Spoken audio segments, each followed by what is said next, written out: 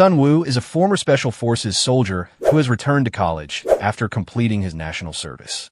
His ordinary life as a student is shattered during class one day when he and his fellow students are faced with a mysterious prompt asking them to select a role. And he chose the top class Necromancer, a rare ability that grants him the power to control the undead.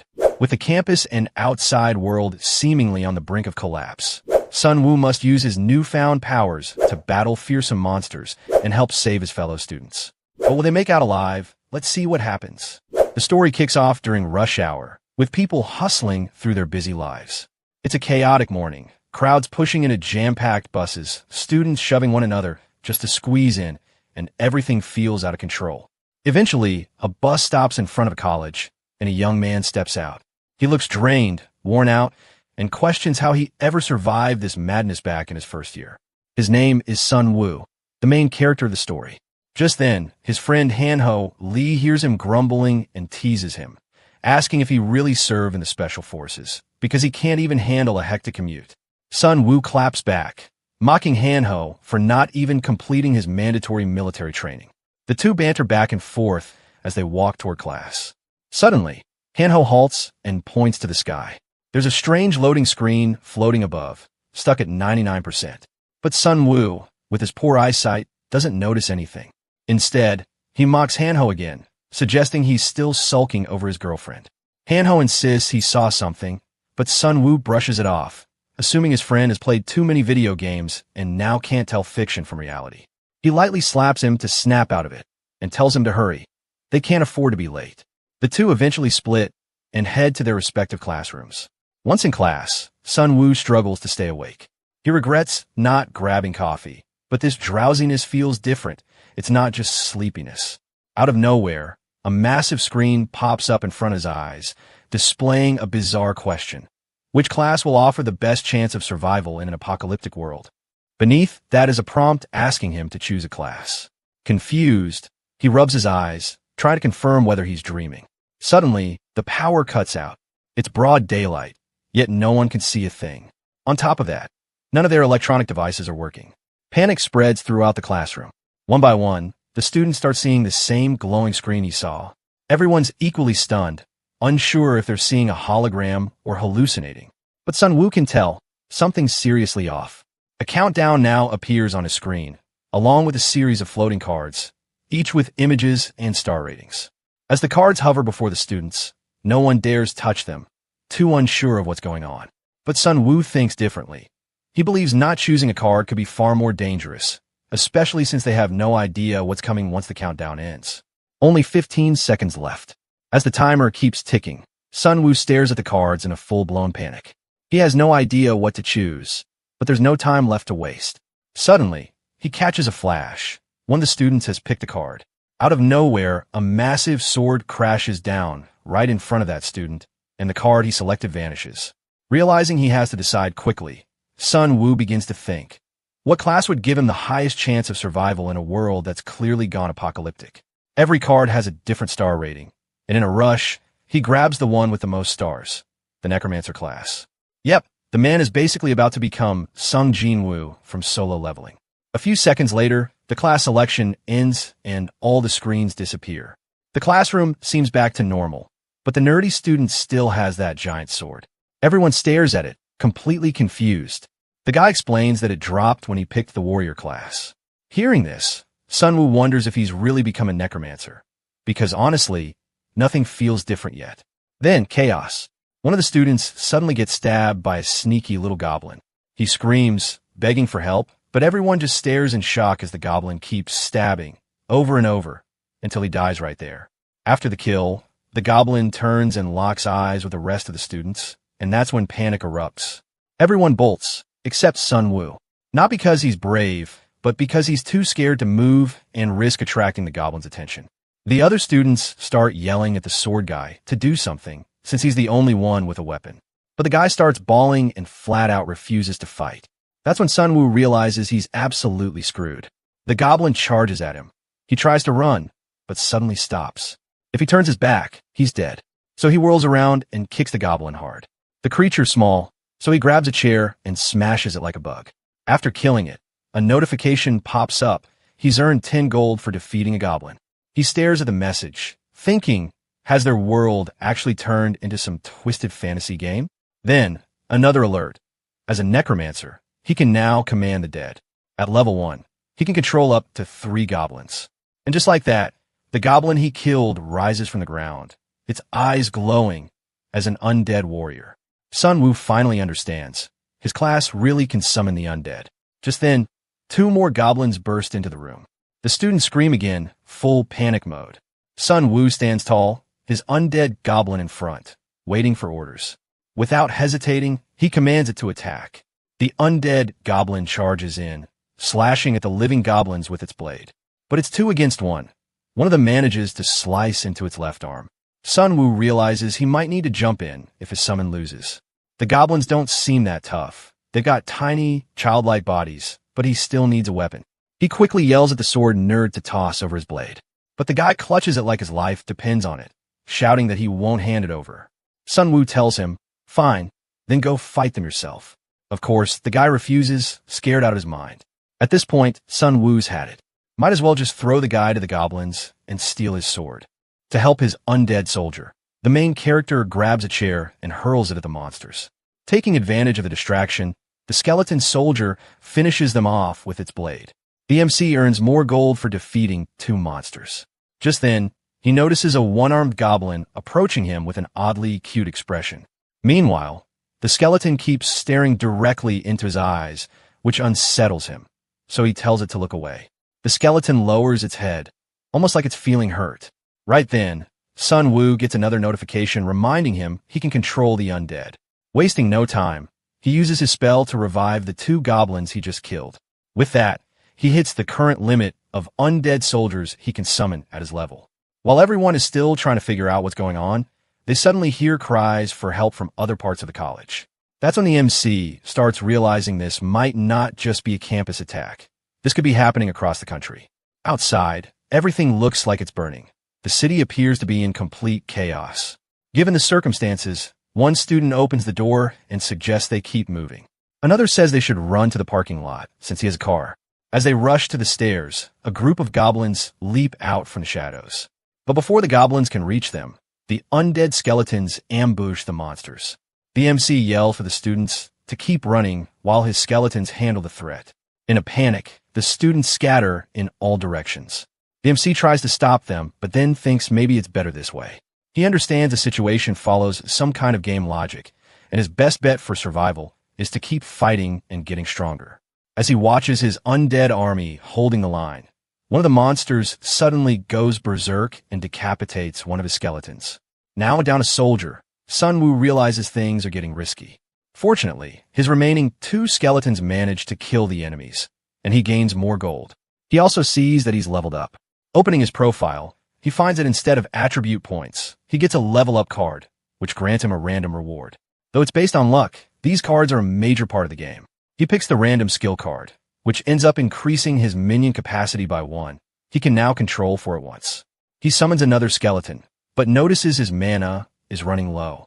Surrounded by his skeletons for protection, he sits down to think. Since he still doesn't fully understand what's happening, he decides to focus on surviving for now.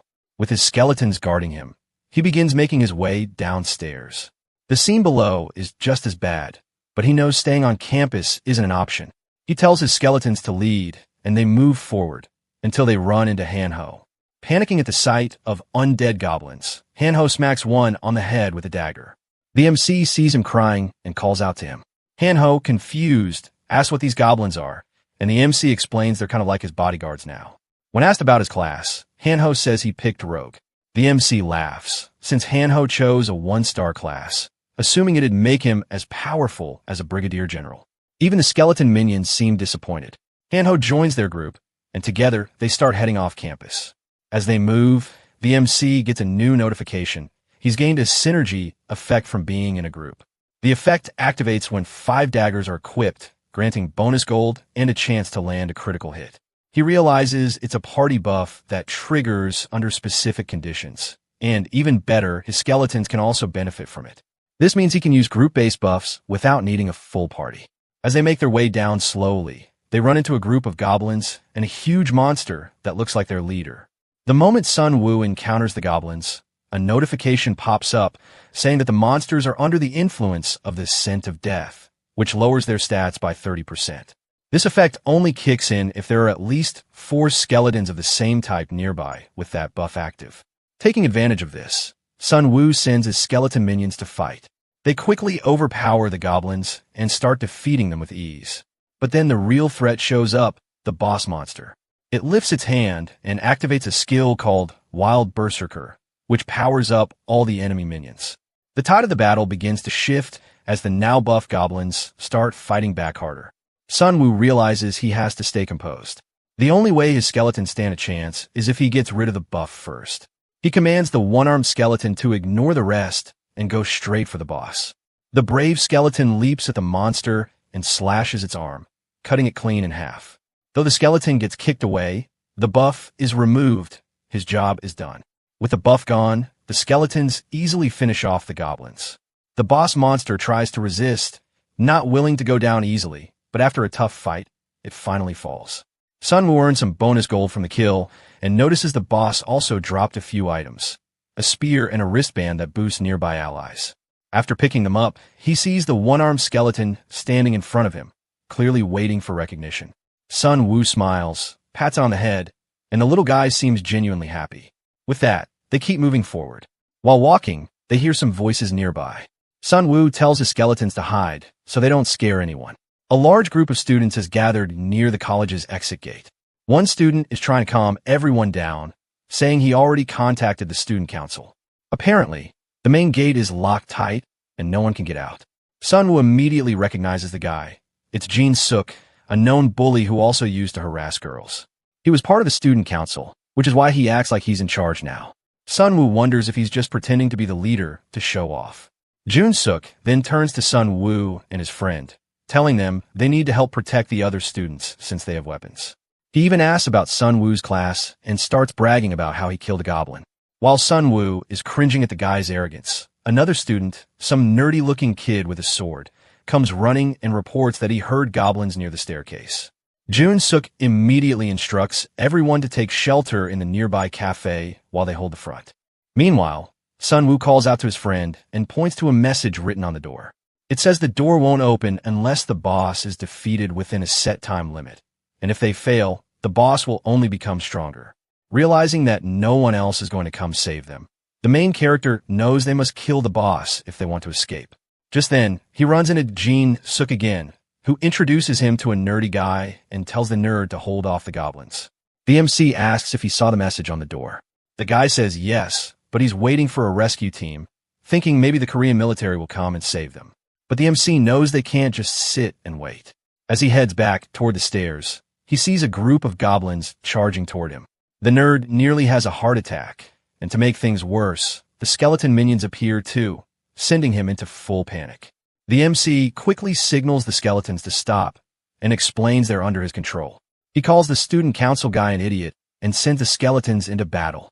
Thanks to the synergy buff from the scent of death, the monsters stand no chance. The students watch through the cafe's glass windows as Sun Wu's skeleton army fights off the enemies. The MC joins in, slamming goblins with a spear. Jin Suk watches in disbelief. He was planning to run away at the first opportunity. As the goblins try to escape, the MC orders his skeletons to block the stairs. He knows he needs everyone to trust that he controls the skeletons, or they won't stand a chance against the boss. Just then, his bracelet activates the Wild Spirit buff, boosting all his minion speed.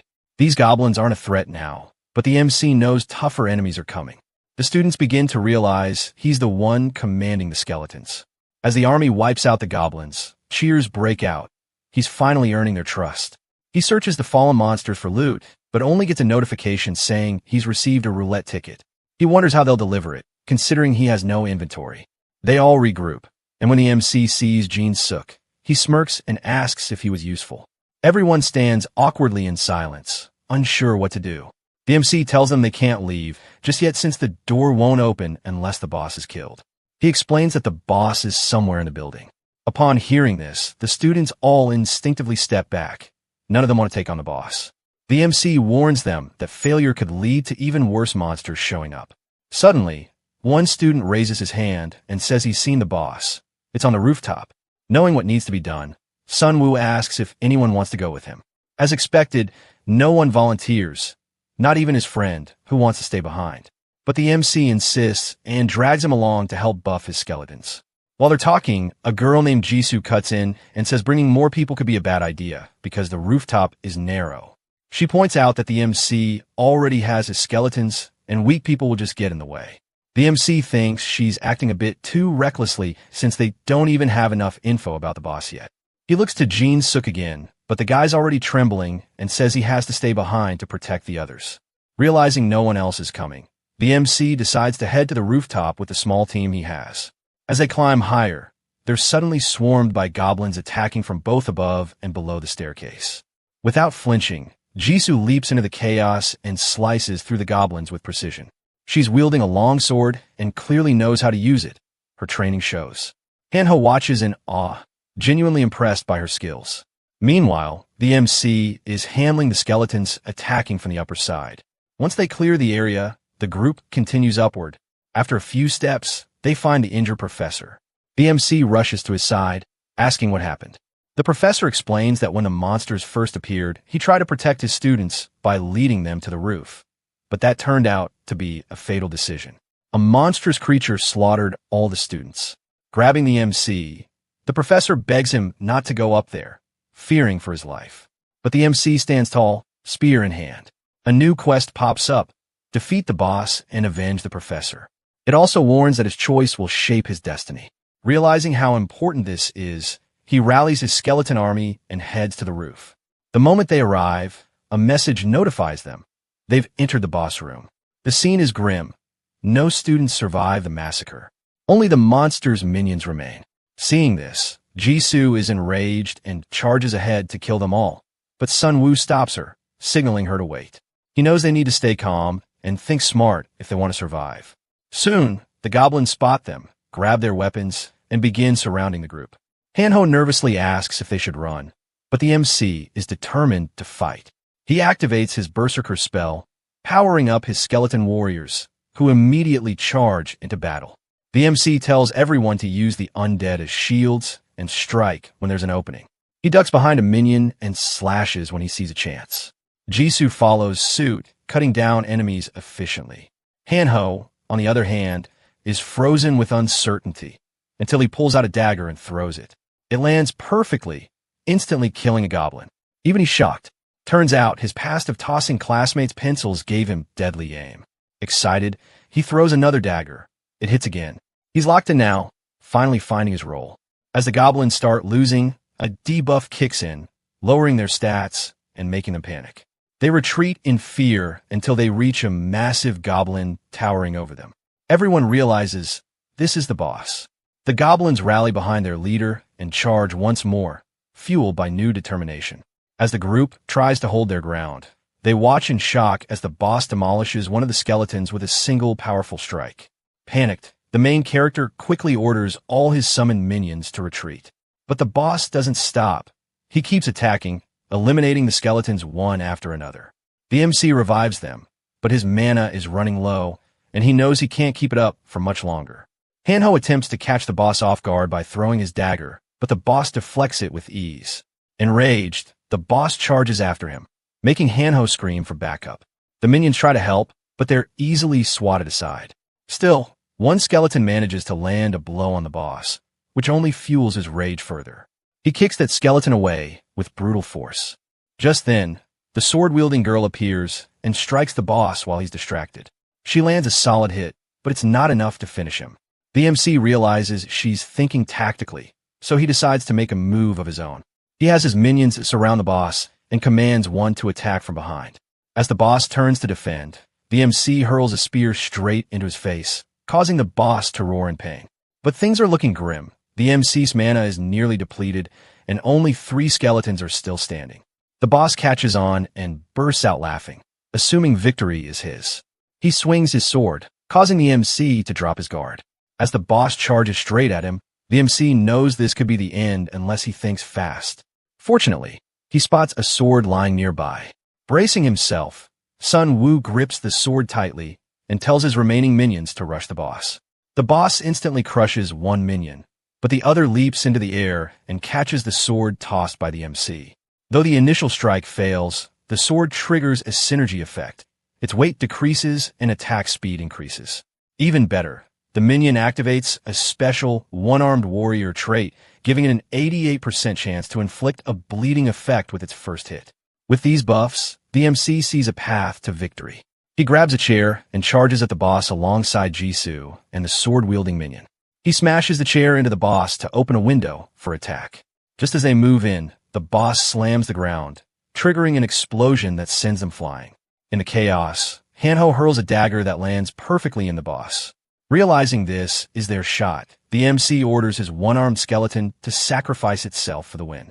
The minion had played a crucial role so far, and now, in a final act, it slashes the boss and activates the bleeding effect. At last, the boss collapses. The MC levels up.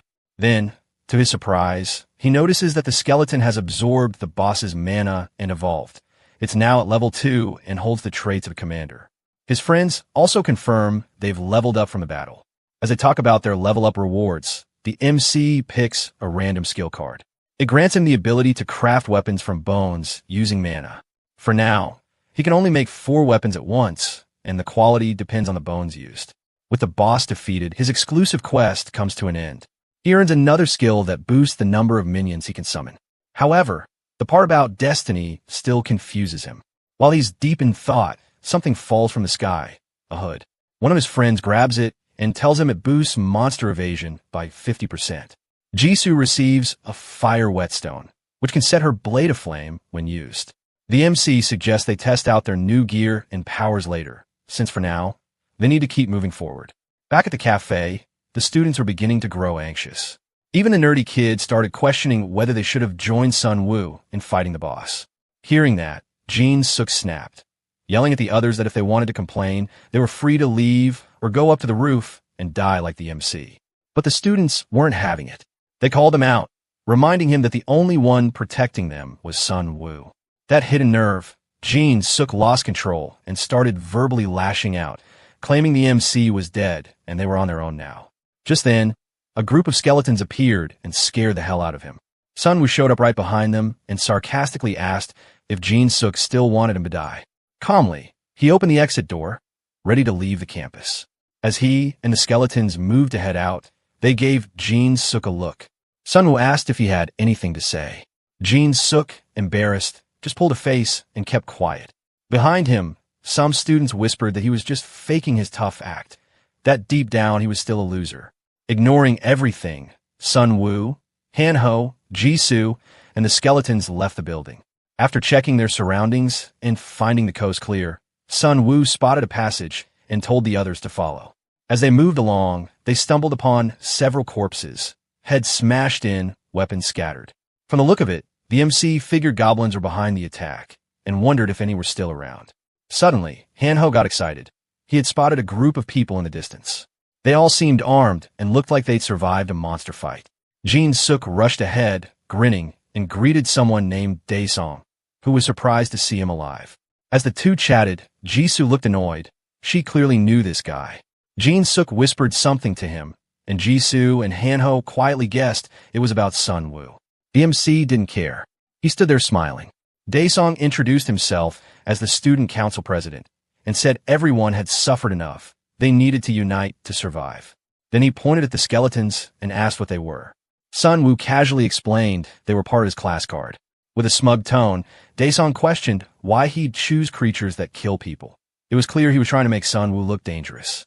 He said that if Sun Woo wanted to join their group, the skeletons had to go. Slightly annoyed, Sun Woo asked what would happen if he refused. Dramatically, Daesong raised his hand and challenged whether the MC really wanted to let such creepy, unsettling creatures join them. Hanho was initially upset about the insult, but after looking at the skeletons again, kind of agreed, though he still found them cute. Sun Woo clarified that the skeletons were part of his class, his weapons. Getting rid of them meant losing his edge. In this new world, he said, you needed protection, and they gave him that. Daesong smirked and replied that Sun Woo didn't need to worry. They would protect him. Then, he asked one final time if he still wants to join their group. Hearing that, Jisoo gets irritated and steps forward with her sword drawn. She snaps that none of them are interested in joining his group and adds that being part of the student council doesn't make him anything special. Daesung glances at her and, with a smirk, asks if she's from the Department of Social and Physical Education. She fires back that it doesn't matter anymore, since the university's already in ruins. He tries to de-escalate the tension and tells them to reconsider his offer, but that only ticks her off more. She brings up how he once forged checks and embezzled student funds during a festival, and proudly reveals that she was the one who reported him on the university website. That finally makes Daesung drop the act. He tells them to go their own way. As they leave, he yells after them, warning that they'll regret not sticking together because of the so-called synergy effect. Pretty bold words, especially when you're talking to someone who can summon an army of skeletons. Once they're away from the student council members, the MC asks Jisoo if she's got some personal grudge against Daesung. She replies that he's nothing more than a bully who only comes to school to flirt and harass women. Hanho grumbles at the revelation, annoyed that the student council president is just a scumbag. But Jisoo shifts the focus. She says they need to prioritize getting off campus.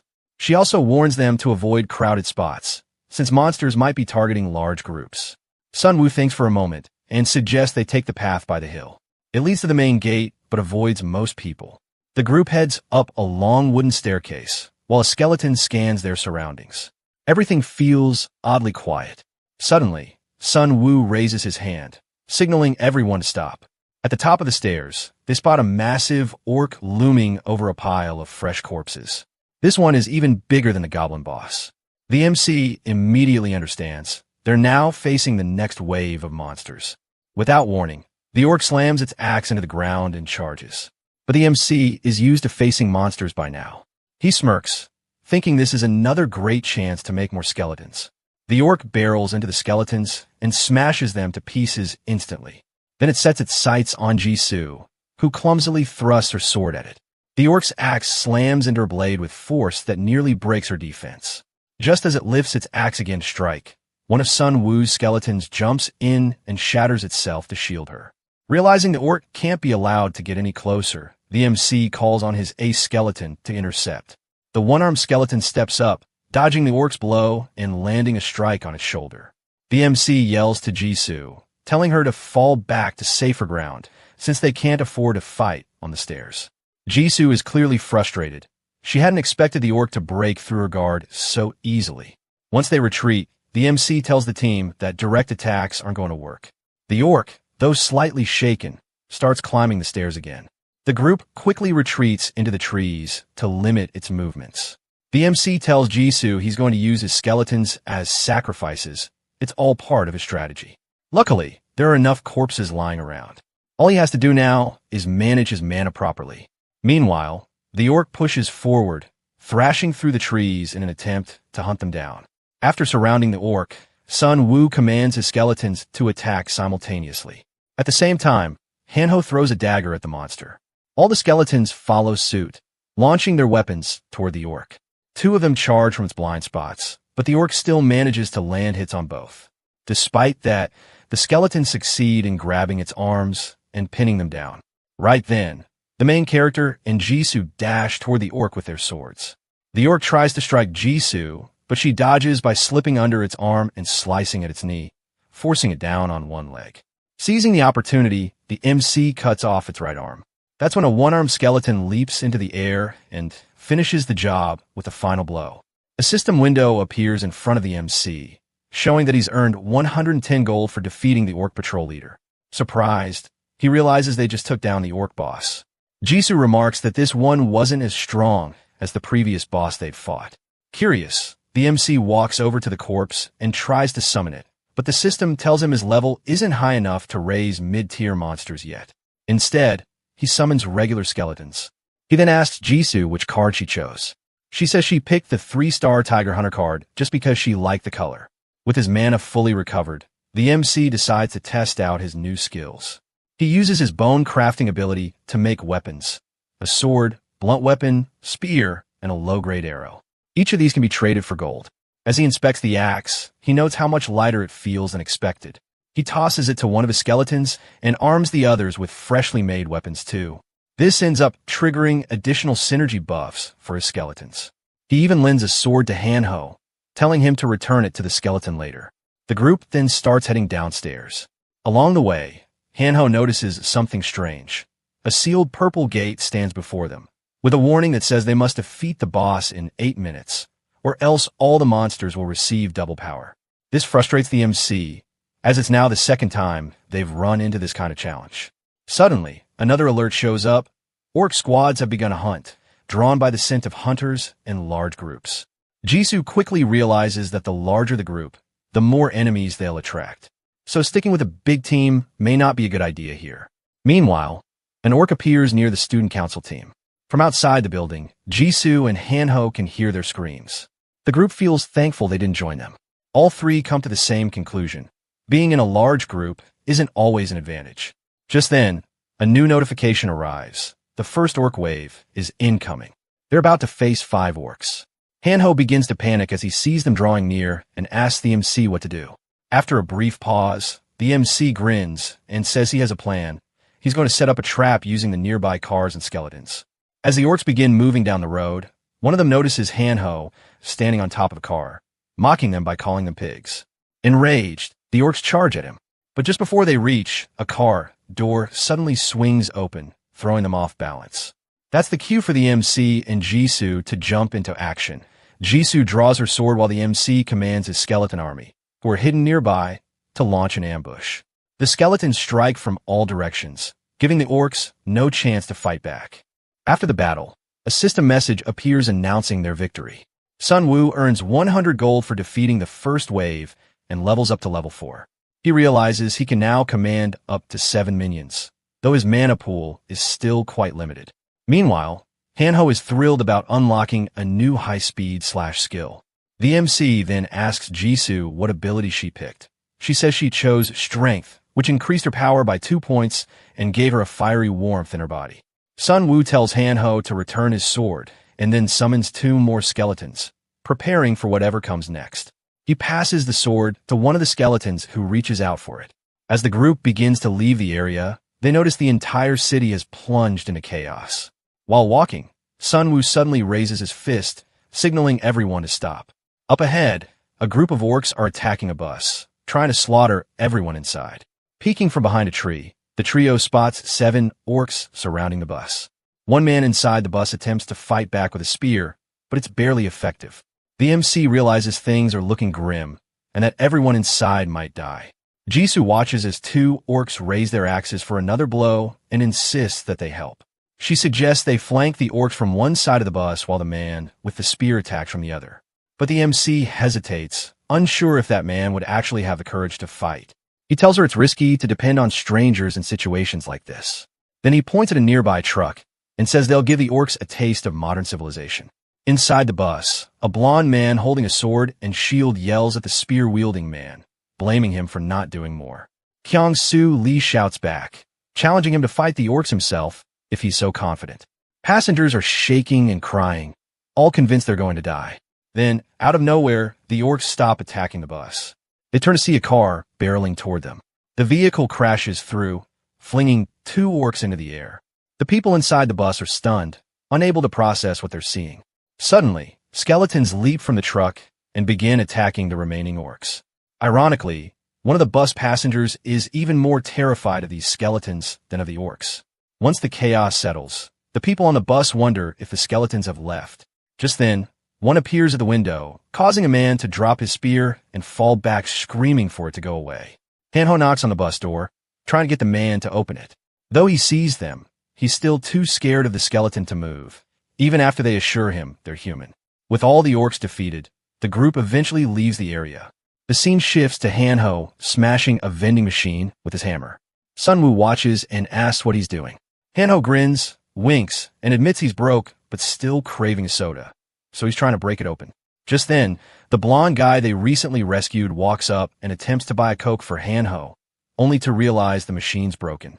Scratching his head, the main character asks if they should continue their discussion. He points to another machine and asks if it dispenses items. Kyung-soo nods, explaining they had tried it once, but didn't have enough gold to do more. His eyes then shift to an old TV with a sticker that reads, "If you need this, go ahead and take it," implying they might get something by following the message. Suddenly, the TV lights up and welcomes them to the E-Class store. Sun Wu touches the screen to check what's available.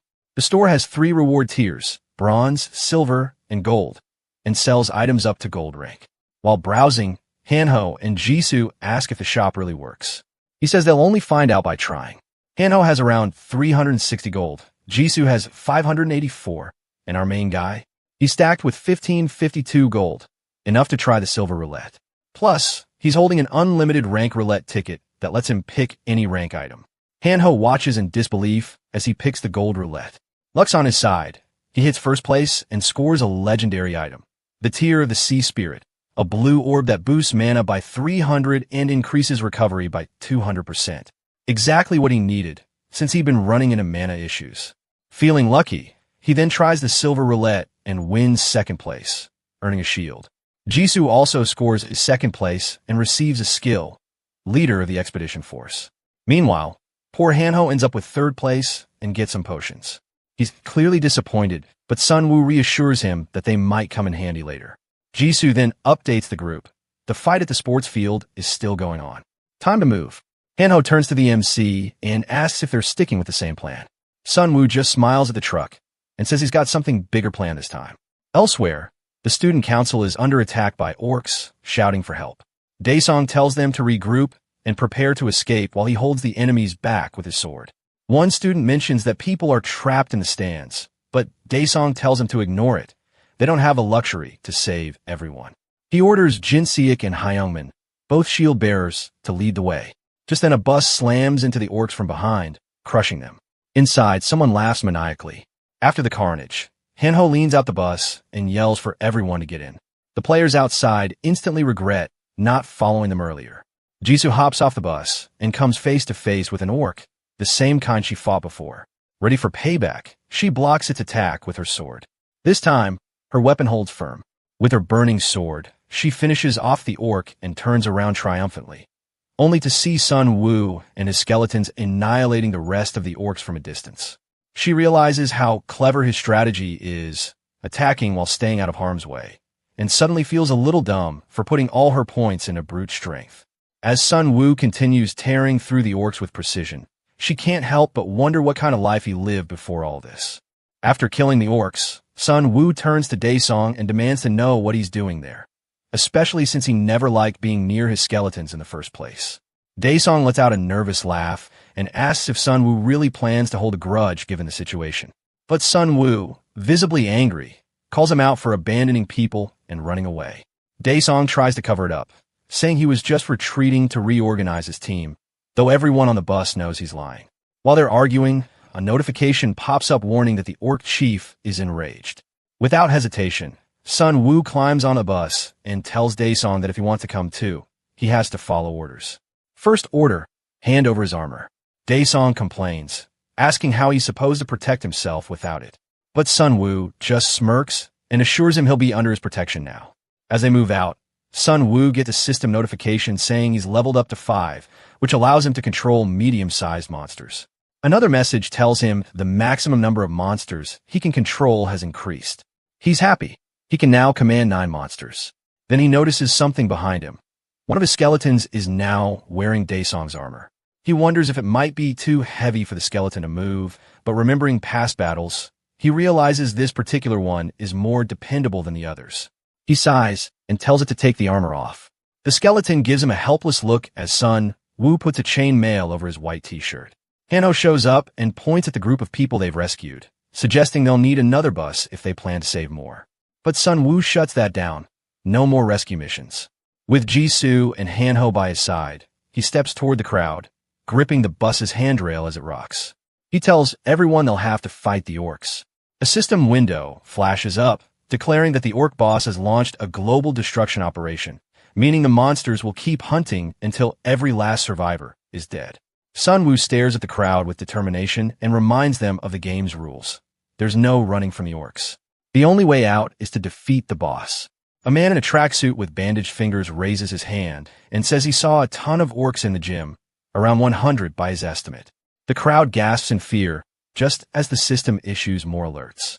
The first message says at least 10 players are under level 5, which will lower their movement and attack speed. The second states that at least 10 players haven't killed even one monster, reducing their attack power and gold earnings. The third warning says that because most people are hesitant, their risk of falling into confusion has gone up. Sun Wu lets out a heavy sigh. Sure, they might be able to take down most of the orc army, but now it's obvious to him. They won't stand a chance if this keeps up. The crowd stares at him in shock as he boldly announces that he'll fight the orcs alone. He believes that weapons mean nothing if the person holding them doesn't know how to use them. Jisoo and Hanho try to talk him out of it, but he tells them the same thing. Meanwhile, the crowd watches him, stunned, starting to think maybe he's lost his mind. The student council members smirk as they talk about how this might be the perfect chance to get rid of him. Jin Suk stares out the window, calling him an idiot and predicting his death. Jisoo, on the other hand, feels uneasy. She thinks this isn't a good idea and tries to stop him from going alone. But he reminds her that back on the first floor, she herself had said sticking together was pointless. His skeletons are far stronger than most of the people on that bus anyway, so there's no real benefit in bringing anyone else. Still, Jisoo can't shake the feeling that this time things are different. His plans are usually flawless, but the risk here is on a whole new level. As Sun Wu steps onto the battlefield with his skeletons, people from the university watch him through the windows. His friends sit inside the bus, a little distance away, ready to jump in if anything goes wrong. Sun Wu suddenly halts in the middle of the field. Dark, shadowy figures begin to appear. The orcs let out loud roars and storm toward him. With no system message popping up, he quickly guesses that this must be a mid-tier boss fight. He locks eyes with the red orc who raises its axe and growls, standing tall and commanding its minions to advance. The boss lowers his shield with a creak and braces himself at the top of the stairs. Sun Wu stands firm as the orcs rush forward, while his skeletons lift their daggers, ready to strike. He immediately triggers his wild berserker skill, boosting the strength and attack power of the goblins. But instead of engaging in close combat, his skeletons begin throwing daggers. A few orcs go down, but the red orc blocks the rest. Realizing the projectile attacks failed, Sun Wu quickly orders a full-on charge. He knows this is a desperate move, and sure enough, the orc boss wipes out all his skeletons. Reuniting glares at the enemy, eyes burning with rage. Sun Wu places his hand on Reuniting's skull and tells it to hold on. The orcs laugh, believing they've won, but out of nowhere, something smashes into one of them from behind. It's an undead orc warrior, now completely under Sun Wu's control. A system notification appears, stating that teamwork has activated the first stage of the synergy effect. Sun Wu unlocks the weapon synergy buff, which needs at least 5 axes. For the next 10 seconds, his attack power and speed are significantly boosted. The regular orcs struggle to fight back, overwhelmed by the undead ones, who neither bleed nor tire. Sun Wu watches from the top of the stairs, standing tall beside Reuniting, as their undead forces dominate the battlefield. Some students peer out the windows in shock, watching him single-handedly tear through the orc horde.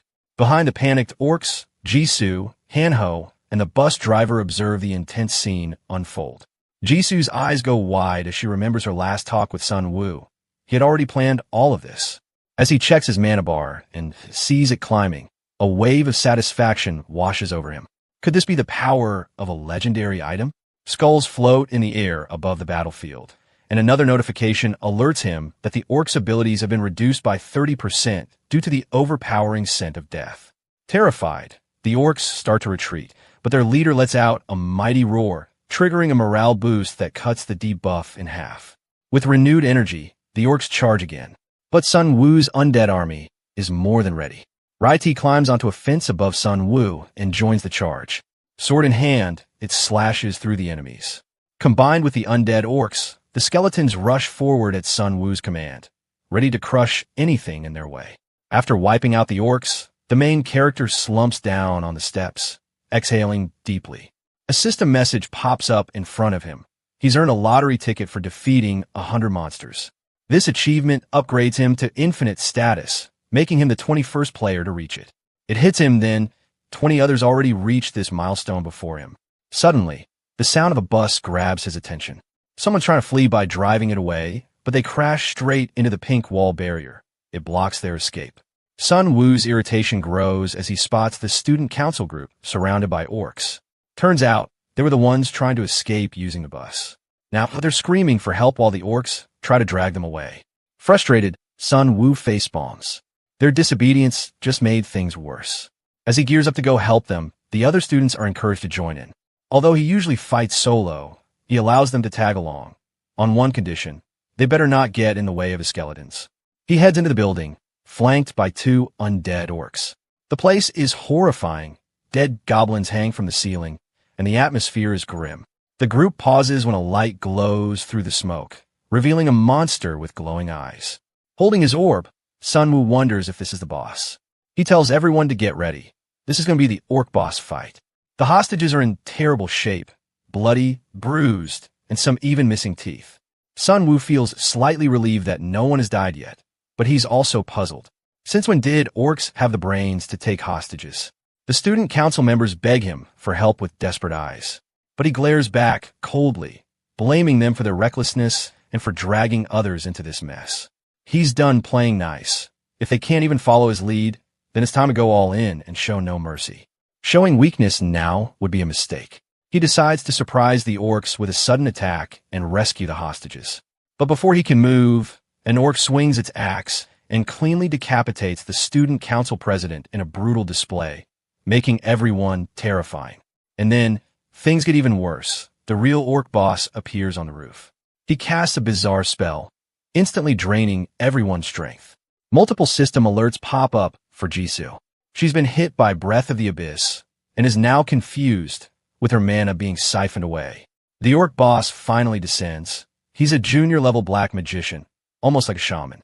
Hanho, with trembling hands, tries to open a mana bottle. He drinks it to restore his strength, and even offers one to Sun Wu. But Sun Wu refuses and tells him to give it to Jisoo instead. A sinister grin spreads across his face as he breathes in the swirling dark mana. It's strangely refreshing. A system alert informs him that the Breath of the Abyss has drastically boosted his mana, now exceeding 4,000. Now it all makes sense. He feels unstoppable. Another notification states that his first awakening has been temporarily triggered by the abyssal energy, massively enhancing his stats and increasing the number of monsters he can summon.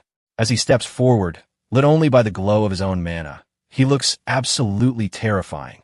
A necromancer powered by black magic? That's a nightmare combo. With a smirk, he approaches the boss and casually asks what he just did, catching the boss completely off guard. Jisoo rushes to his side, urging him to launch a team attack like they did on the rooftop.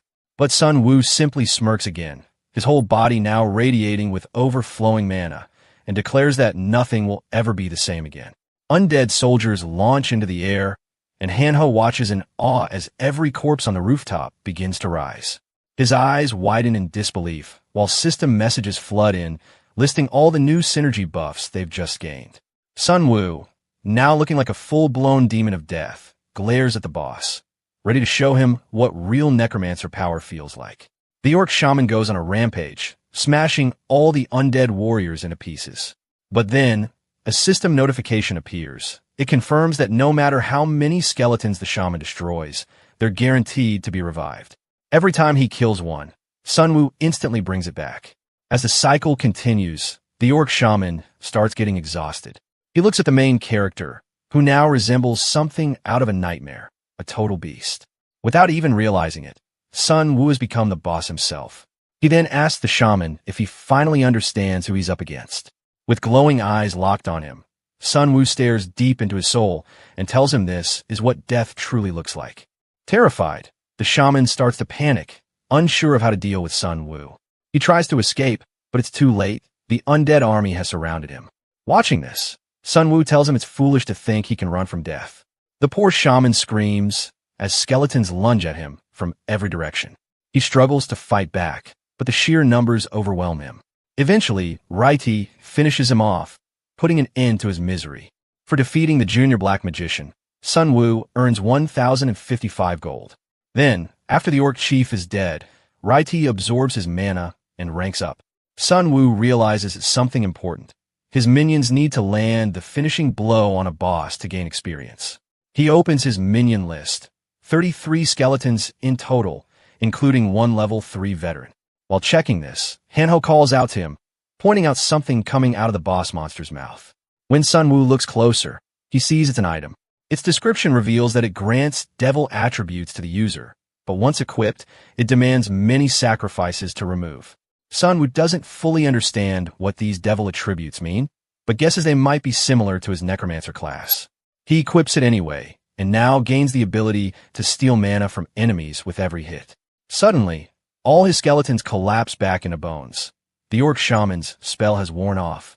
The group heads back to the students, who cheer for their victory over the boss, and even call Sun Wu their hero. But he doesn't feel anything. He doesn't need praise or people.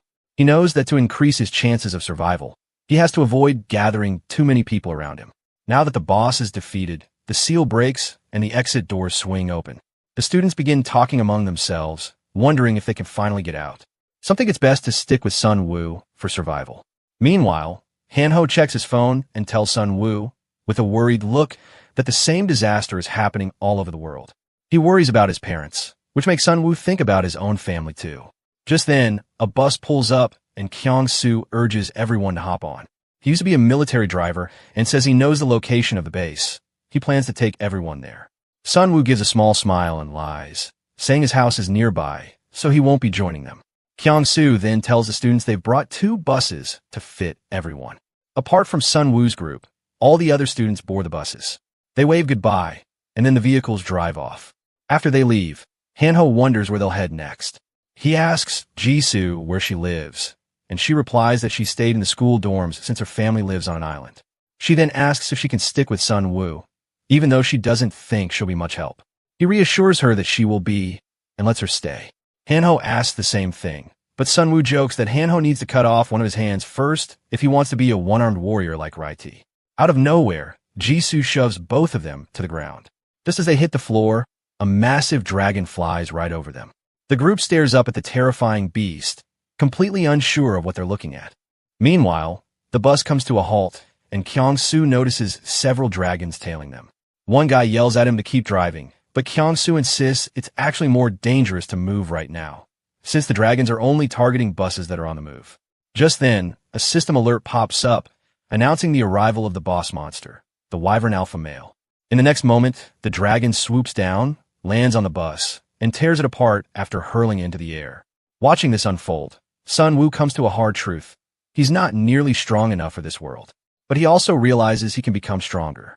With his back turned to Jisoo, he tells her they're done running. From now on, they're going to start hunting the monsters instead. This catches Jisoo off guard, and she asks what he means. He explains they can't keep just adapting to their circumstances.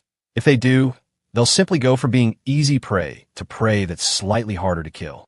To truly survive, they need to dominate the monsters. Clenching his fist, Sun Wu leads the group toward a group of orcs. As the players and orcs stand face to face, a system message appears. The tutorial is now complete. Sun Wu scoffs. If that was only the tutorial, he doesn't want to know what the real game is like. The hunt begins. Sun Wu sends his skeleton army to surround a group of goblins. The goblins try to flee, but all the escape routes are already blocked. The skeletons keep slashing as the goblins panic and run. Every kill earns Sun Wu bonus gold. Once the goblins are wiped out, he levels up. Hanho steps out from hiding, nervously laughing and pretending he handled it all on his own. Sun Wu sighs and tells him they were just small fry. Killing goblins won't help them much. He then checks his level up options and selects a strength card. Right after, he notices his body feels a bit different, stronger. Meanwhile, his skeleton army continues to eliminate the goblins in the area, bringing in more gold. He steps out and sees Jisoo standing there with her sword. She smiles and proudly tells him she killed 9 goblins on her own. Sun Wu turns to Hanho and tells him to collect the goblins' daggers. Hanho stores them in an icebox as they get ready to move ahead. Sun Wu then tells the group they'll be ignoring goblins from now on. Jisoo asks if that means they're going after stronger monsters. He explains that while goblins only give 10 gold, a single orc offers about 80, and he wants to find something even more rewarding. The group continues down empty streets. Eventually, Hanho spots military trucks up ahead. As they get closer, they see a pile of dead soldiers in front of the trucks, and notice that the soldiers seem to be holding shovels instead of real weapons.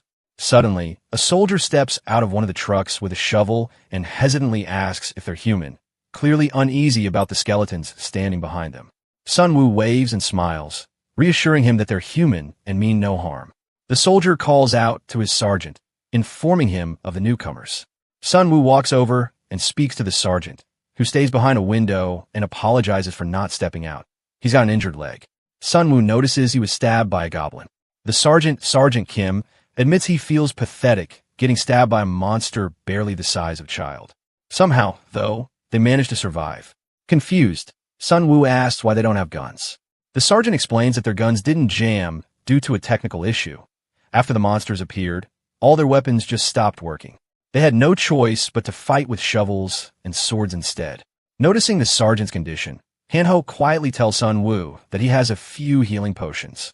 Kim moves closer to the window when he spots the bottle and asks if he can have one. But Sun Wu turns his gaze away, saying they can't just give away supplies that might be crucial for their own survival. Hearing that, the sergeant leans out of the truck and offers a trade. He'll give them all the intel he's gathered so far. The MC considers it and says he'll only decide after hearing the details to judge whether the information is actually useful.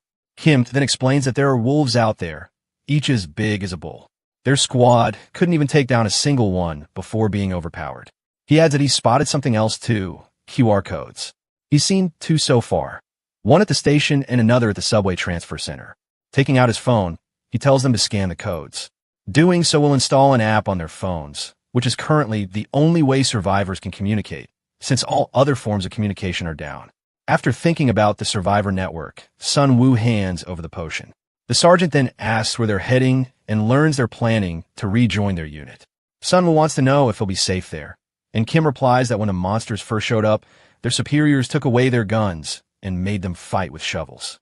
Still, he believes their approach has probably changed by now, but the MC says they're headed somewhere else. As Kim gets ready to leave, he warns them about flying creatures in the sky. The sergeant begins to sweat after hearing that massive dragons are soaring above. After parting ways, the MC continues moving ahead with his team and the skeleton army.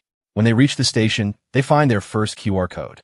Before scanning, Han-Ho nervously asks if it might install a virus on their phone, because of course that's what he's worried about during an apocalypse.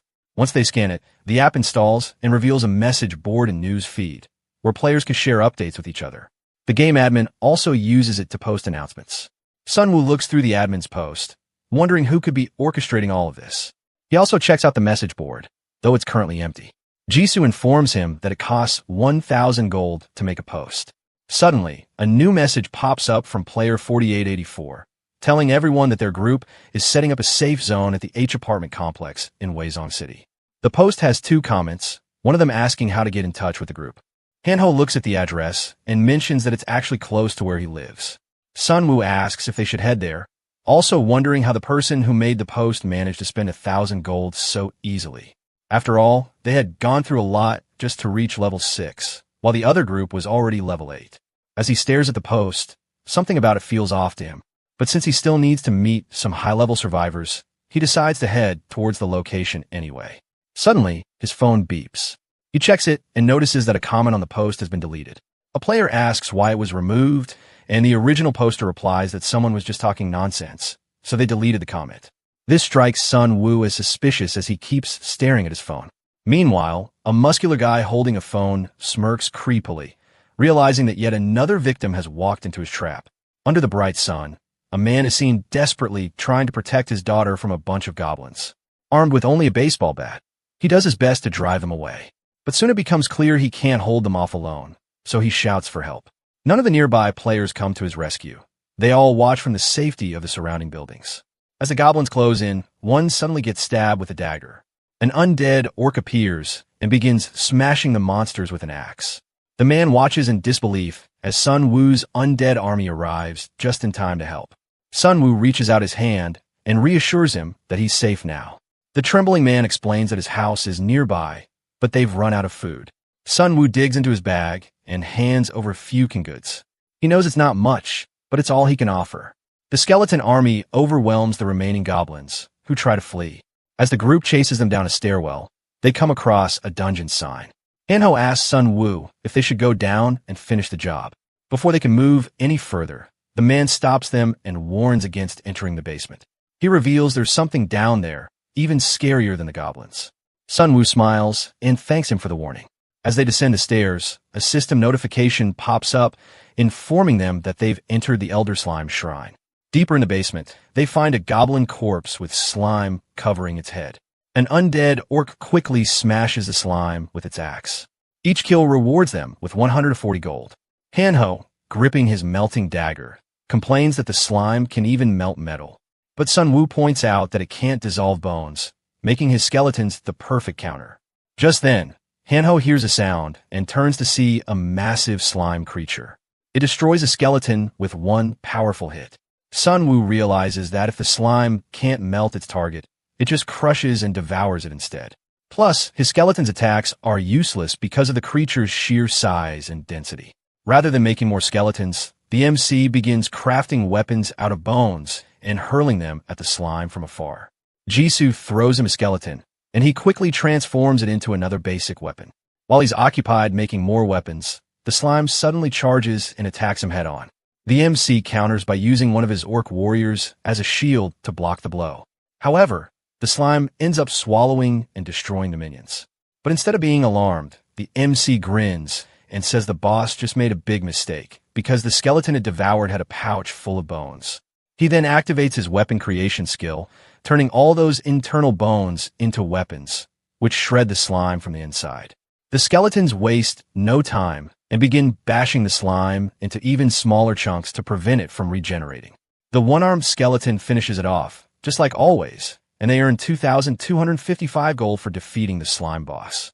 Sun Wu tells the skeletons to gather the remaining slime in an empty glass bottle, thinking its acid might come in handy. While collecting the mucus, one of the skeletons finds the slime's core, a useful item that can dissolve or fuse materials. The MC carefully picks it up using a cloth and wonders if it might be a compound ingredient. Just then, Hanho calls out to him, asking him to check the comments on a certain online post. The post has several deleted comments. Other players had tried contacting the original poster to ask about them, but the poster only told them to ignore it. Someone brings up the first commenter who tried reaching out to the group and asks if they've arrived yet. Player 4884 responds that they haven't and suspects something might have happened to them on the way. Hanho finds it shady that they're deleting all those comments. Sun Wu starts thinking to himself, this group had already spent 1,000 gold just to make the post, and now they're throwing more gold into the comments. Something definitely feels off. Meanwhile, in an underground parking lot, a group of shady guys are hanging around. One of them questions why players are even bothering with monster hunting when killing other players is way more profitable. A normal kill earns 500 gold, and taking out another player can bring in over 1,000 gold depending on their level. Another guy laughs, agreeing that killing players is not only easier, but also more fun. Inside a car, two guys are sitting together. One of them asks about their boss, but the other seems totally unhinged. He grabs his head like it's about to burst, and suddenly screams out the name Professor Red. His companion is visibly uneasy and asks if he means the serial killer.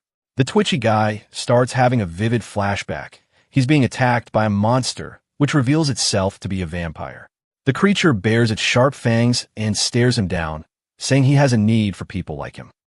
After getting bitten by the vampire, the man ended up becoming a low-ranked vampire himself.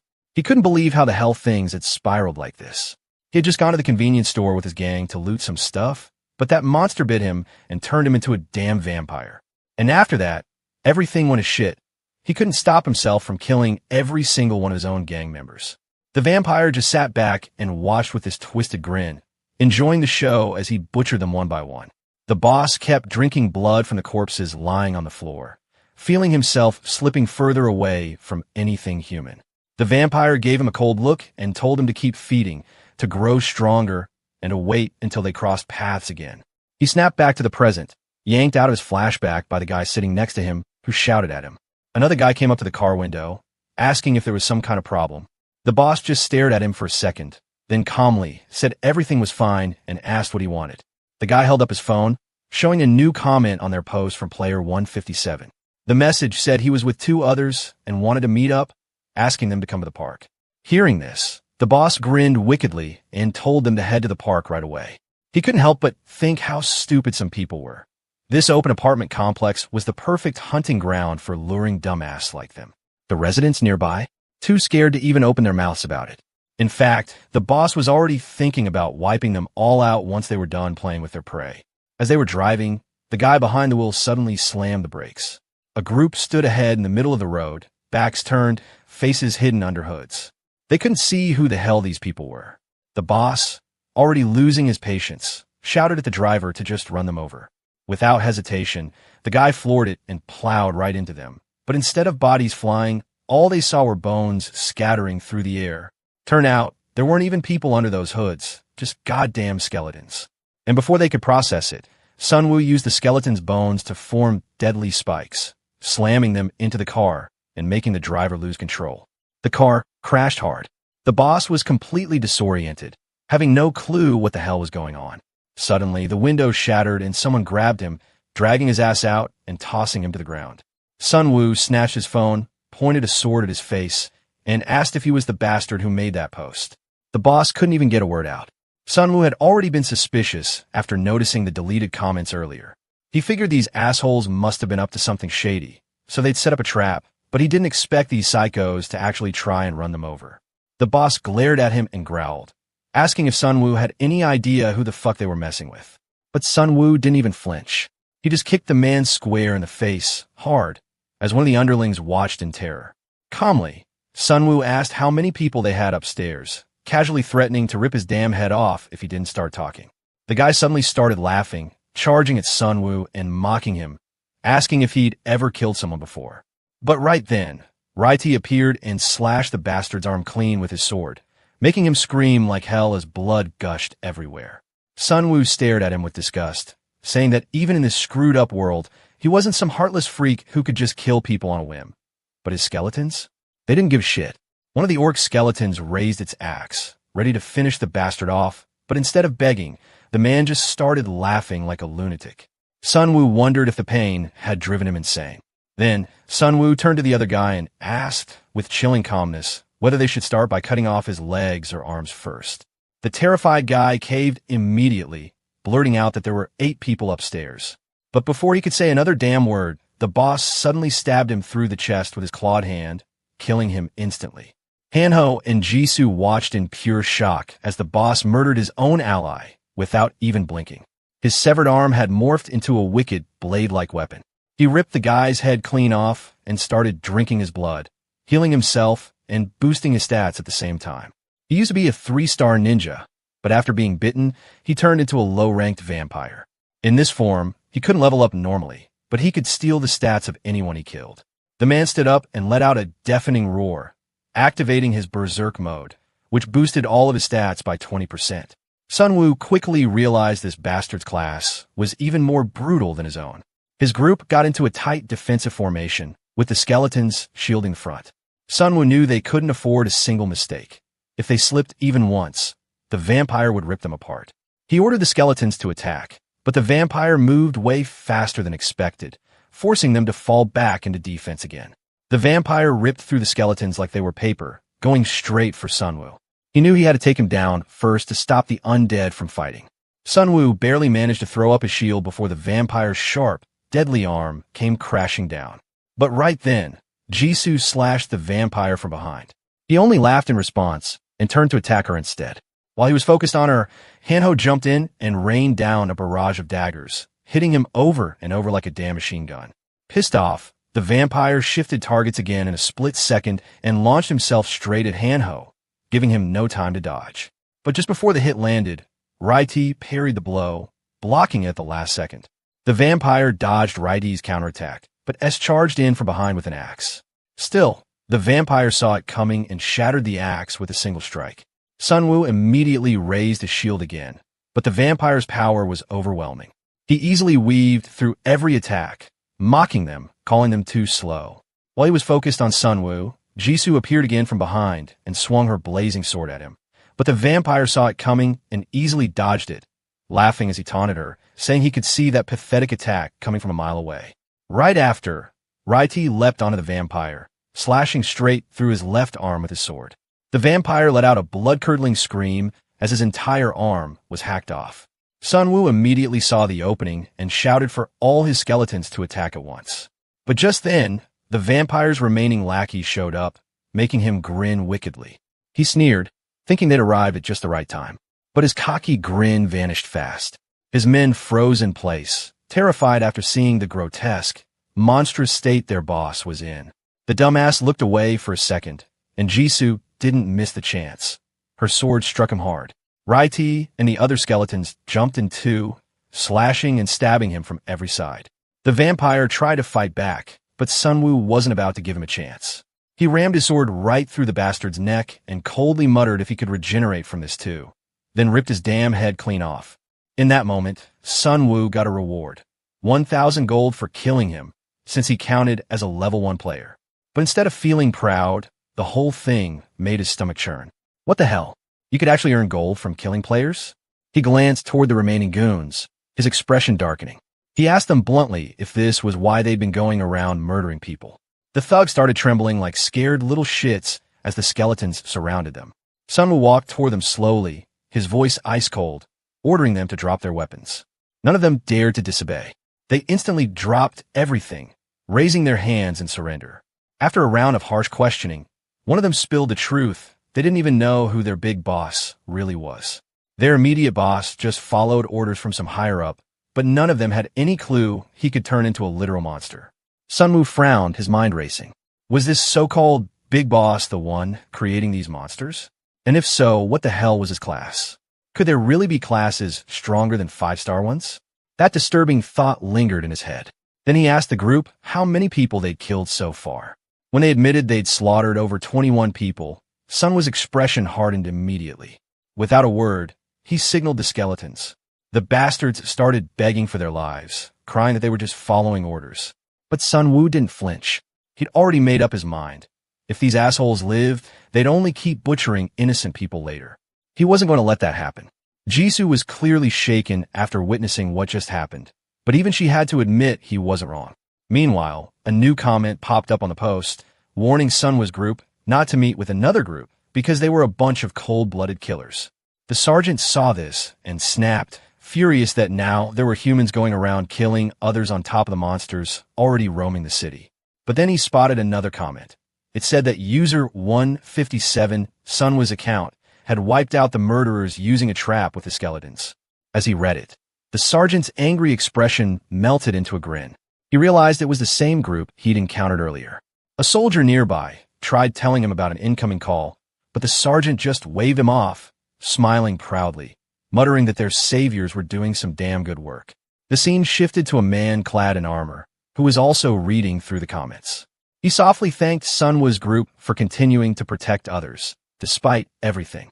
Then he stepped out into the sunlight and asked his team if it was time for them to get moving too. Elsewhere, as Sunwoo's group walked along the streets, Hanho brought up a new post he'd just seen. It was from someone calling themselves the prosecutor of Yongdongpo. The post offered a place where players could comment freely if they didn't have enough gold to make their own posts, which usually cost 1,000 gold. Sunwoo and Jisoo talked about it, realizing players were using the post to search for missing family members, share info about synergy effects, and discuss monsters. It seemed the post had become a huge help for those too broke to make posts themselves. Finally, the group reached Hanho's apartment. He stared at the building with a heavy heart, anxiety written all over his face, praying desperately that his family was safe. Sunwoo placed a hand on his shoulder, calmly telling him to stay cautious. They didn't know what kind of shit show was waiting inside. As they climbed the stairs, they spotted dead orcs scattered around, making Hanho even more anxious. He kept muttering prayers under his breath, hoping his parents were alive. When they reached his apartment door, Hanho froze. A deep slash mark scarred the door, sending chills down his spine. Panicked, he yelled for his mom to open up. Moments later, the door swung open, and there stood his parents, looking just as terrified as him, but alive. Relieved, Hanho quickly asked them what happened. Turns out, neither of his parents had picked a class card. His dad casually said none of those cards seemed interesting to him anyway. While everyone was eating, Sunwoo casually asked the parents how they managed to fend off the orcs. Every other apartment had their doors smashed in, yet somehow theirs was still standing. The dad calmly explained that he used pesticides to keep the orcs away. That left everyone, including Sunwoo, completely stunned. The mom proudly added that every single orc ran off the moment her husband sprayed them. Hanho almost choked on his drink hearing that ridiculous story. After dinner, Hanho's mom thanked Sunwoo and Jisoo for bringing her son back safely. She even offered them some green tea, admitting it was the only thing they had left at home. Hanho, of course, tried to brag about how he'd helped too, by throwing daggers, but his mom wasn't buying it. She just brushed him off, telling him not to joke around during serious situations. As they all relaxed inside, some punk kids riding bikes outside noticed the lights on and smirked wickedly. Meanwhile, Jisoo was the first to come out of the shower. Seeing her, Hanho's mom thought she looked so fragile, and she couldn't help but feel bad for her. But in reality, Hanho was sitting there thinking that Jisoo was 30 times stronger than him. Sunwoo finally let himself relax as he headed to take a shower, relieved that both of his friends' parents were alive and well. If Hanho's dad hadn't used the orc's strong sense of smell against them, they'd probably be dead like the other players. Despite how fucked up the world had become, there were still some bright spots here and there. After showering, they all sat around cleaning their weapons. Hanho asked Sunwoo what his plan was, knowing they couldn't stay holed up here forever. Sunwoo told him their first step should be deciding where to go next before making any moves. Deep down, though, Sunwoo was thinking hard. The first orcs that attacked were probably scouts. If there was a whole group nearby, they could be looking at a large-scale fight. Their main problem now was figuring out exactly where to go since they already had a goal in mind. As Sunwoo was deep in thought, Hanho suddenly shoved his phone in his face, yelling for him to take a look. A new post had just gone up, from the same guy who opened a message board for players to comment. This time, the player claimed to have set up a safe zone inside Yongdongpo Post Station, with help from his 3-star class friend. But, of course, maintaining that zone wasn't free. They were asking for gold or food rations to keep it running. Jisoo stared at the post and asked if they could really trust the guy. Hanho thought the guy seemed like he genuinely cared about others, but Sunwoo wasn't so sure. He pointed out that he finally understood why that dude made the other post yesterday. Even if they weren't lying about the safe zone, they still spent 1,000 gold just to open a message board for survivors. It was pretty damn obvious this wasn't just charity. Sunwoo told them to look at the comments, which were filled with people singing the player's praises. In his eyes, it seemed like the guy was just using all this as a way to build himself a shiny, heroic reputation. And if a massive group gathered there, they wouldn't even have to lift a finger. All the supplies they needed would just come to them willingly. Hanho couldn't believe it. He was shocked that the guy might be doing all this just to benefit himself. Sunwoo admitted that maybe he was being a little paranoid, but even so, the station was way too far for them to risk checking out. While scrolling through the comments, Hanho spotted another post, this time from someone called Chief Gu, who claimed to have set up another safe zone at Weizong Fortress. But of course, he wanted rent in exchange for safety. Sunwoo wasn't thrilled about that rent part, but he was curious about the fortress itself. He asked Hanho how far it was from their current location. Hanho said it'd take about 20 minutes by bus. Hearing that it wasn't too far, Sunwoo decided that'd be their next stop. As they packed up, Sunwoo apologized to Hanho's parents for dragging them along all of a sudden. But Hanho's dad just smiled, saying it was fine. Sunwoo had brought their son back safely. He was happy to follow his lead. Hanho's mom warned them that apart from monsters, there were also bandits roaming the streets. That caught Sunwoo off guard. He asked what she meant. The dad explained that they were just some worthless high school punks on bikes, going around robbing people. Sunwoo let out a long, tired sigh, muttering under his breath about how he now had to deal with this dumb bullshit too. Right then, they heard the sound of bikes revving nearby. As they all turned to look, a group of cocky-looking teenagers pulled up in front of them, acting tough. The punks demanded that they hand over everything they had, waving around baseball bats and showing off their numbers. But Sunwoo just looked at them with this amused, almost condescending smile and asked if they really thought they had the numbers advantage here. Suddenly, several glowing eyes started appearing behind him. The kids froze, glancing back, then bolted without another word, speeding off like scared little shits. The group was left completely confused, not understanding what had scared the punks so badly. Sunwoo slowly turned around, his face tense, and saw exactly why. A whole pack of giant wolves was standing there, staring right at them. Luckily, the wolves weren't attacking right away. So Sunwoo quietly suggested they back away slowly. He sure as hell didn't want to fight those monsters up close. Even without their claws and fangs, wolves had incredible balance. If even one person tripped, they were dead meat. The group carefully retreated back into the apartment building. Hanho nervously asked if they were safe inside, but with the wolves still staring them down, Sunwoo knew damn well they could just smash their way in. As he racked his brain for a plan, one of the wolves suddenly charged straight at them, and slammed into the front wall. Without wasting a second, Sunwoo hurled an acid bottle at it, burning its face and body. While the creature writhed in pain, Sunwoo barked out orders for his skeletons to start chucking spears. Their only real advantage here was the ability to throw shit from a distance. Another wolf lunged toward the entrance, but Sunwoo quickly commanded one of his orc skeletons to block it. The wolf effortlessly tore the skeleton apart, biting off its head. But then, green acid suddenly gushed out of its mouth. Sunwoo couldn't help but let out a dark laugh as he revealed the trick. He'd stuffed that skeleton with slime mucus just to pull this off. Reuniting then jumped down from the first floor, slamming his weapon straight into the wolf's skull, killing it instantly. Sunwoo was rewarded with 240 gold for the kill. The last wolf, now terrified out of its mind, watched as the skeletons marched toward it with their spears ready.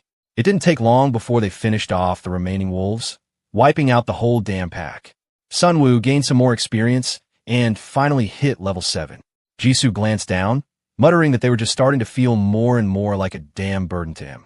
But Sunwoo quickly shot that down, telling her it wasn't like that at all. The situation just wasn't on their side this time. Still, as he looked at her, he couldn't help but think to himself, despite her being in the Tiger Hunter class, she wasn't some generic fighter. She was basically specializing in brute physical power. Meanwhile, Hanho wasn't making much progress at all. He even tried to tame the wolf they'd fought earlier, but it was useless. His level was just too damn low. Frustrated, he suggested they keep moving. There were likely more monsters nearby, and none of them were in the mood to get ambushed again. Somewhere else, shit was hitting the fan. A military helicopter was being hunted down by flying dragons. The captain was screaming at the pilot to push the speed, but the poor guy shouted back that they were already flying as fast as they could. The captain cursed out Sergeant Kim, blaming him for not giving enough warning about these damn dragons. But the pilot snapped back, reminding him that it was his own dumbass fault for ignoring the reports just because Kim was only a sergeant. Before they could argue any further, a terrifying system message popped up. Field Boss Wyvern has appeared. The dragon didn't waste a second. It grabbed the helicopter in its massive claws and shredded it like a toy. After that, it perched on top of a massive building, letting out a deafening roar. Sunwoo and the others watched the scene in horror. Hanho had foolishly believed that the military might be able to do something against the monsters. But damn, he couldn't have been more wrong. His dad quietly pointed out that the dragons were settling down to sleep on top of the building, far too close to their so-called safe zone. But there wasn't a damn thing they could do while that beast was nearby. Sunwoo calmly told them that the dragons would eventually leave on their own, suggesting they get some rest while they had the chance. As night fell, the dragons dozed off atop the buildings while the group laid low on the ground below. Suddenly, Sunwoo noticed a bright flash, followed by a system message, just like the one that had appeared when the apocalypse first began. It was the second phase of card selection. Hanho freaked out, screaming at his parents not to screw up like he did by picking a low-star card last time. His dad confidently assured him there was no way he'd mess up. After all, he'd been playing cards for 20 goddamn years. Sunwoo glanced around, analyzing the cards, but time was already ticking down, just 15 seconds left. Thankfully, he'd already picked a card earlier. This one would act as a secondary class, stacking with his current one. As he scanned the remaining options, he noticed some cards vanishing right before his eyes. Other people were already snatching them up. Hanho nervously searched for a high-star card, desperate to pick something strong. But Sunwoo knew better. It wasn't just about the stars. He needed a class that would actually work alongside his current one. Then, finally, he spotted the perfect match and snatched it immediately. A 3-star link card for the Dark Mage class. A system message popped up, telling him the card would merge with his current Necromancer class, unlocking new skills. Sunwoo checked his new abilities and couldn't help but grin. They synced perfectly with his playstyle. Meanwhile, Hanho looked like he was about to cry his damn eyes out. He had accidentally grabbed a 1-star priest card. The only skill it gave him was a temporary shield for 10 seconds after killing an enemy. As he sat there sobbing, his dad smugly asked if he picked the right card. Hanho looked up, only to see his dad holding a shiny 3-star Pioneer card. This one allowed him to create safe zones. Sunwoo lit up with excitement when he heard that. This meant they wouldn't need to risk going to the fortress anymore. Hanho's dad kept flexing his new card, rubbing it in his face, before casually asking his wife which class she'd picked. She calmly replied that she'd chosen a 1-star chef card. Hanho groaned, telling her she should have picked something that wasn't so damn useless in battle. While the family squabbled in the background, Sun Woo quietly turned to Jisoo and asked about her card. She revealed that she'd picked a 3-star hitman card, which granted her an insane passive ability. Her senses would heighten whenever she was in danger. As Jisoo glanced at Sun Woo, she couldn't help but realize how strong he'd become. He wasn't just powerful. He could keep calm, think fast, and make tactical decisions, even in brutal situations. She admitted to herself that no matter how hard she tried, she just couldn't be like him. But deep down, she knew she couldn't stay weak forever. If she couldn't be like him, then she'd have to find her own damn way, growing stronger in both her body and her mind, no matter what it took. The MC called out to the dad, asking him to explain his skill in detail. The guy explained that the Pioneer class allowed him to create something called the Pioneer's Camp. It cost 10 mana every 10 minutes and let players take shelter from monster attacks. However, the shelter only covered a limited area and could be destroyed by strong attacks. Worse, if the player ran out of mana, the safe zone would start draining 100 gold every 10 minutes instead. Sun Woo muttered under his breath, realizing that keeping this safe zone active here would be a real pain in the ass. Plus, gathering a large group inside it didn't seem smart either. He suggested they save that skill for emergencies only, and they need to pick a proper spot for it too. Hanho then asked if they weren't heading to the fortress anymore. The MC glanced out the window and said there was no need for that anymore. He figured all the groups holed up in the fortress would just abuse their power like greedy bastards, so it was better to stay away from them. As he kept looking outside, he spotted the dragons moving again. Finally, the dragons flew away, and they could leave the building. The MC asked Hanho to check the forum for store locations. Sun Woo currently had over 24,000 gold on him, and he knew damn well that he needed to spend it soon. There was no telling when they'd run into another high-level monster ready to tear them apart. Hanho kept scrolling through the entire forum, but still couldn't find any info about stores. Suddenly, the sound of motorcycle engines echoed outside. The kids were back, now that the dragons had left. Hanho told the MC it was probably the same group of kids they'd run into the day before. The MC smirked, thinking they might as well ask those little shits about the stores. After all, they were always out there, snatching gold from people, so they had to know where to spend it. Meanwhile, the kids were talking about the store as they walked. They'd been unlucky last time, but they were hopeful they'd score some good items this round. One kid mentioned how most gamblers quit right before they hit it big. The kids finally reached their hideout, but something fell off. It seemed empty. They quietly unlocked a room and found their friends hiding inside. One of the kids asked about Eugene, who wasn't there. Another kid, on the verge of tears, said that the man had shown up again and taken Eugene because she hadn't collected enough money. Suddenly, Eugene stormed into the room, yelling at them to shut the hell up. The kid rushed to ask if she was okay, but his face went pale when he got a good look at her. She looked like a damn vampire. He brushed past her and walked straight into their boss's room. The boss, sitting there, called him Tai Song and immediately asked why he killed Woosuk, pointing out that Woosuk had been loyal to their cause and their leader. Tai Song coldly replied that Woosuk attacked them first. They didn't have a choice. The boss, narrowing his eyes, asked if he planned to kill Eugene too. He stood up and warned that vampires who avoided drinking blood would eventually lose their sanity. Tai Song hesitated, then asked if the boss even knew how many people Woosuk had killed. That question seemed to piss the man off instantly.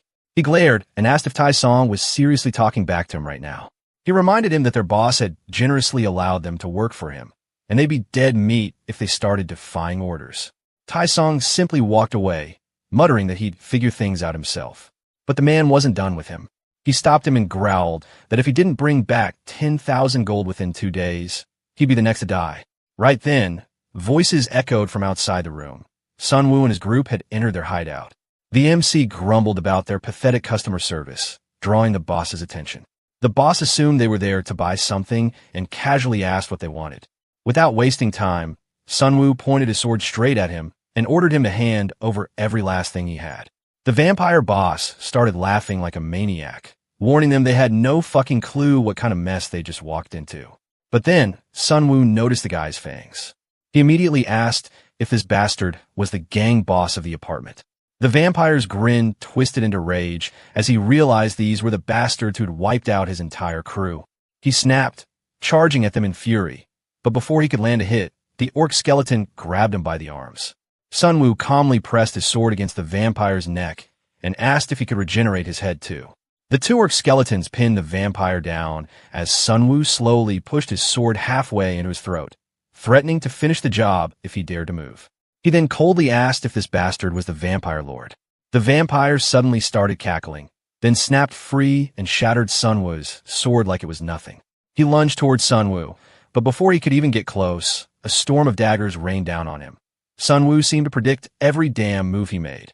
Before the vampire could recover, Jisoo charged in, slashing one of his arms clean off.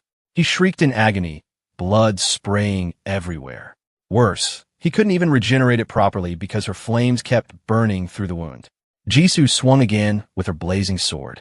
This time, he barely dodged, but she was faster, ducking and slicing him again. Furious now, he went wild, relentlessly attacking her. Shockingly, Jisoo kept up with his speed. At one point, he grabbed her sword to counterattack, but she sensed it thanks to her new skill and dodged easily. Before he could even breathe, the orc skeletons attacked from behind. Thanks to Sunwoo's new skill, they were now empowered by Death's aura. It made them a hell of a lot stronger, while weakening their enemies. Sunwoo thought grimly to himself how, before this, his skeletons wouldn't have stood a damn chance against this vampire. But now, they were overpowering him. The orcs quickly forced the vampire to his knees, leaving him nowhere to run. He started crying out in desperation, asking what the hell they wanted from him. As he looked up at Sunwoo, he finally realized this seemingly weak guy was the one controlling the skeletons. The vampire started scheming, thinking he could get close, pretend to talk, then kill him in one strike. But before he could even twitch, a set of bone spears ripped through his chest, pinning him in place. Sunwoo, staring at him with a chilling glare, told him coldly that he should still be able to talk with those spears jammed through his chest. He leaned in and asked with a terrifying smile, "Or do you want some more?" Meanwhile, Taesong stood there, staring in utter disbelief, completely stunned at how they had managed to kill such a powerful monster. But the vampire just started laughing, mocking them, telling them not to get so full of themselves just because they'd beaten him. Then, right in front of their eyes, the vampire began to transform into some grotesque, terrifying creature, sneering that they were all screwed once their plan succeeded. Sunwoo had enough of his bullshit. Without wasting another second, he coldly ordered Jisoo to finish the bastard off. She didn't hesitate. Her sword sliced clean through his neck, ending him right there. Taesong watched in shock, immediately dropping to his knees and begging for his life, swearing that he and his friends had nothing to do with any of this mess. But Sunwoo just gave him a cold smile, saying all he wanted was for them to hand over everything they'd stolen. The terrified thieves quickly coughed up all their stolen gold, but it wasn't even that much. Jisoo, still eyeing the vampire's corpse, asked if the boss that vampire mentioned was really the same person she thought. Sunwoo told her that whoever this guy was, he was clearly growing stronger, and now he even had people collecting money for him. It was obvious this bastard was playing things smart, moving strategically behind the scenes. Jisoo couldn't believe it. Someone had already adapted to this brutal new world faster than Sunwoo himself. It felt like those guys were way more suited to this fucked up world than the old one they'd left behind. Sunwoo wasn't naive. He knew more vampires would start popping up soon, especially since the boss and his underlings could turn players into vampires too. As much as he wanted to just ignore it, he couldn't. He'd need his whole damn team just to take down even one of them. Right now, if those vampires grouped up and attacked together, they wouldn't stand a damn chance. He already knew today's fight wasn't the last. They'd definitely clash with those bloodsuckers again. Turning toward the terrified teens, Sunwoo asked about the store they mentioned. Taesong, trying to stay on their good side, eagerly offered to lead them there himself. But right then, everything froze. A chilling system notification appeared in front of them. It mentioned players who had refused to pick a card, even after being given a second chance. But this message wasn't like the usual ones. It was read aloud, and Sunwoo could immediately sense that something bad, really bad, was coming. Suddenly, one of the teenagers started screaming in pure panic, yelling that he hadn't picked a card yet. He confessed that he'd thought it seemed shady as hell, so he didn't trust it. Pointing frantically at another guy, he shouted that he hadn't picked a card either. Then, a terrifying red system notification appeared, announcing that any players who hadn't picked a card would now be turned into monsters. Both of the teens started screaming as their bodies began to grotesquely transform right in front of everyone. Sunwoo's expression darkened instantly. He knew damn well that if these guys finished transforming, they wouldn't stand a chance against them. Without hesitation, he ordered everyone to attack before it was too late, telling them to kill those bastards before they fully changed. Meanwhile, outside the building, Hanho's parents were anxiously waiting.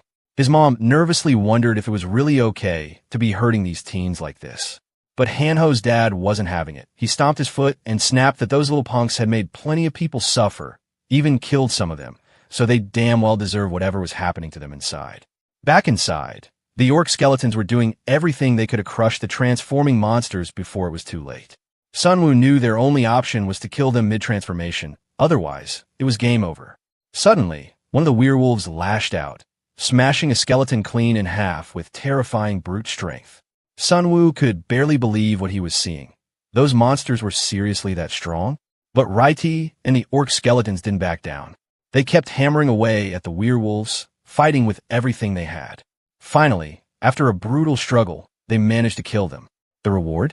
A staggering 3,000 gold for each kill, plus Sunwoo even leveled up to 8. He stood there, staring in horror at the remains, shaken by how monstrous those creatures were if they dropped that much gold. Still rattled, he picked a random stat card from the reward, which ended up boosting his speed by 3 points. Honestly, he was pretty damn satisfied with that result. Jisoo commented that it was a smart move for him to keep stacking his stats. After all, it wouldn't take long for enemies to realize he was the one controlling the entire skeleton army. Once they figured that out, every single one of them would be gunning for him.